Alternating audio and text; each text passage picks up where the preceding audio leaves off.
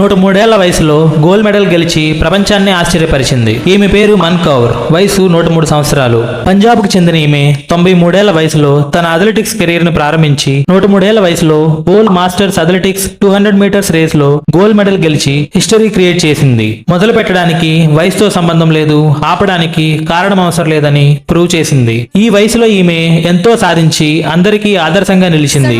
मान कौर पटियाला पंजाब, उम्र 103 वर्ष। आपको चंडीगढ़ का चमत्कार के रूप में जाना जाता है। आपने एथलेटिक में आश्चर्यजनक रूप से सर्वश्रेष्ठ उपलब्धि हासिल की। आपने अपना एथलेटिक करियर 93 साल की उम्र में शुरू किया। आप फिट इंडिया अभियान से जुड़ी हुई हैं। आपने कई वर्ल्ड रिकॉर्ड्स भी तोड़े हैं।